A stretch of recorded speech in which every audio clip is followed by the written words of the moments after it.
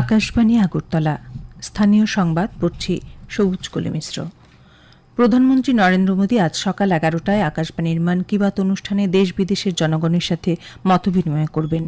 এটি হল মন কি বাত অনুষ্ঠানের 122তম পর্ব। এই অনুষ্ঠানটি আকাশবাণী ও দূরদর্শনের সমস্ত নেটওয়ার্ক, আকাশবাণী সংবাদ ওয়েবসাইট www.newsonair.com ও নিউজ অন এয়ার মোবাইল অ্যাপে শোনা যাবে। অনুষ্ঠানটি আকাশবাণী, ডিডি নিউজ, প্রধানমন্ত্রীর দপ্তর তথা তথ্য ও সম্প্রচার মন্ত্রকের ইউটিউব চ্যানেলেও শুনতে পাওয়া যাবে। অনুষ্ঠানের অব্যবহিত পরে এর আঞ্চলিক ভাষার অনুবাদ শোনা যাবে। এই আঞ্চলিক ভাষার অনুবাদটি রাত 8টায় পুনঃপ্রচার করা হবে। প্রধানমন্ত্রী নরেন্দ্র মোদী রাজ্যগুলিকে অনুরোধ করেছেন যে প্রতিটি রাজ্যে অন্তত একটি পর্যটন কেন্দ্র এমনভাবে তৈরি করা হোক যেন তা হবে আন্তর্জাতিক মানের সঙ্গে সঙ্গতিপূর্ণ, যেখানে পর্যটকদের জন্য সকল সুবিধা ও পরিকাঠামো থাকবে। গতকাল নতুন দিল্লিতে নীতি আয়োগের 10ম গভর্নিং কাউন্সিল বৈঠকে সভাপতিত্ব করে একথা বলেন তিনি। প্রধানমন্ত্রী নরেন্দ্র মোদী এক রাজ্য এক বৈশ্বিক গন্তব্য এই ধারণার উপরও গুরুত্ব দিয়েছেন। তিনি উল্লেখ করেন যে এই উদ্যোগটি শুধুমাত্র পর্যটন বৃদ্ধিতেই সহায়তা করবে না, বরং আশেপাশের শহরগুলোর বিকাশও পর্যটন স্থান হিসেবে গড়ে তুলতে সহায়তা করবে। প্রধানমন্ত্রী এসব উদ্যোগে মহিলাদের আরও বেশিভাবে অন্তর্ভুক্ত করার জন্য জোর দেন। নীতি আয়োগের বৈঠকে মুখ্যমন্ত্রী অধ্যাপক ড মানিক সাহা বলেছেন, উন্নত এবং শ্রেষ্ঠ ত্রিপুরা গঠন করার লক্ষ্যে ত্রিপুরা সরকার একটি কৌশলগত রোডম্যাপ তৈরি করেছে। গত 1 বছর ধরে নীতি আয়োগ, উত্তর পূর্বাঞ্চল উন্নয়ন মন্ত্রক, শিক্ষা প্রতিষ্ঠান,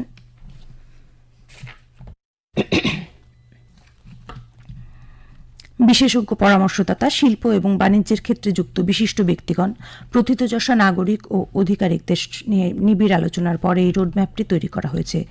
মুখ্যমন্ত্রী বলেন, ত্রিপুরায় 9টি বিশেষ ক্ষেত্রকে চিহ্নিত করা হয়েছে, যেগুলির মাধ্যমে আগামী 2 দশকে প্রতি বছর 12% হারে বৃদ্ধি ঘটবে বলে আশা করা যাচ্ছে। এগুলি হচ্ছে শক্তিশালী কৃষিক্ষেত্র, উচ্চ সাক্ষরতার হার, সমৃদ্ধ পর্যটন ক্ষেত্র, প্রাকৃতিক সম্পদের প্রাচুর্য, বনভিত্তিক অর্থনীতি, উন্নত পরিকাঠামো, কৌশলগত অবস্থান, প্রসারিত কর ভিত্তি এবং বিদ্যুৎ উদ্বৃত্ত রাজ্য। আজ দিল্লিতে বিজেপি শাসিত রাজ্য এবং এনডিএ মুখ্যমন্ত্রীরা চিন্তন বৈঠকেও মিলিত হবেন। সব রাজ্য এবং কেন্দ্রশাসিত অঞ্চলসমূহ গতকাল নীতি আয়োগের গভর্নিং কাউন্সিলের বৈঠকে অপারেশন সিঁদুরে সেনাবাহিনীর বীরত্ব ও সাফল্যের প্রতি একমত পোষণ করেন, সংহতি ও সমর্থন প্রকাশ করেছে।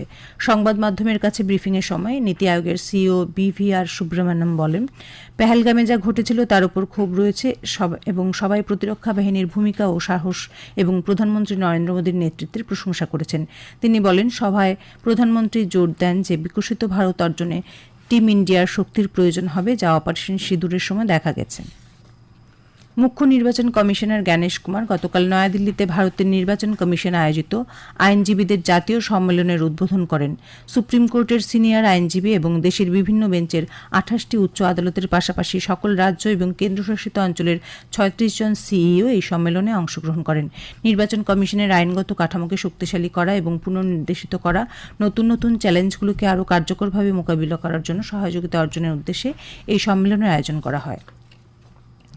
রাজ্যপাল ইন্দ্রসেনা রেড্ডি নাল্লু আজ সকালে আগরতলার উজ্জয়ন্ত প্রাসাদ প্রাঙ্গণে স্পোর্টস অথরিটি অফ ইন্ডিয়ার উদ্যোগে সানডেজ অন সাইকেল ইভেন্টের সূচনা করেন। খেলো ইন্ডিয়া প্রকল্পের অন্তর্গত ফিট ইন্ডিয়া মুভমেন্টের অঙ্গ হিসেবে এই ইভেন্ট অনুষ্ঠিত হচ্ছে। এই সাইকেল ইভেন্ট গান্ধীগ্রামের অক্সিজেন পার্কে গিয়ে শেষ হবে।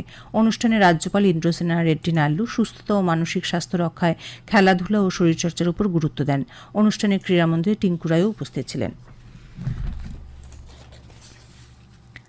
ঊনকোটি জেলার আসন্ন বর্ষা মরশুমে সম্ভাব্য প্রাকৃতিক বিপর্যয় মোকাবিলায় আগাম সতর্কতামূলক ব্যবস্থা গ্রহণ করেছে প্রশাসন।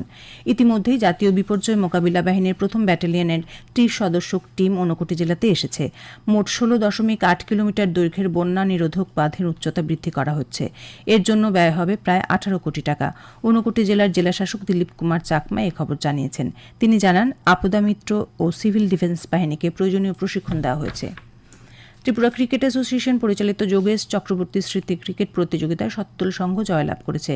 নরসিংগড়ের পিটিএ মাঠে অনুষ্ঠিত 3 দিনের খেলায় শতদল সংঘ ইনিংস ও 84 রানে ইউনাইটেড ফ্রেন্ডসকে পরাজিত করেছে। ত্রিপুরা ফুটবল অ্যাসোসিয়েশন পরিচালিত ঘরোয়া 3য় ডিভিশন লীগ ফুটবল প্রতিযোগিতার গতকালের খেলায় বিবেকানন্দ ক্লাব জয়লাভ করেছে। উমাকান্ত মিনি স্টেডিয়ামে বিকেলে অনুষ্ঠিত খেলায় বিবেকানন্দ ক্লাব 7-0 গোলে উমাকান্ত কোচিং সেন্টারকে পরাজিত করেছে। এবারে আবহাওয়া। আজ দুপুর পর্যন্ত আবহাওয়ার পূর্বাভাসে জানানো হয় আকাশ সাধারণত মেঘলা থাকবে, বজ্রবিদ্যুৎ সহ হালকা থেকে মাঝারি ধরনের বৃষ্টিপাতের সম্ভাবনা রয়েছে। দিনের সর্বোচ্চ তাপমাত্রা থাকবে 34 ডিগ্রির কাছাকাছি। আগরতলায় আজ ভোরে সর্বনিম্ন তাপমাত্রা ছিল 26 ডিগ্রি সেলসিয়াস। এদিকে গতকাল কেরালা দিয়ে দক্ষিণ পশ্চিম মৌসুমী বায়ু প্রবাহ অর্থাৎ বর্ষার প্রবেশ হয়েছে। স্থানীয় সংবাদ এখনকার মতো এখানেই শেষ।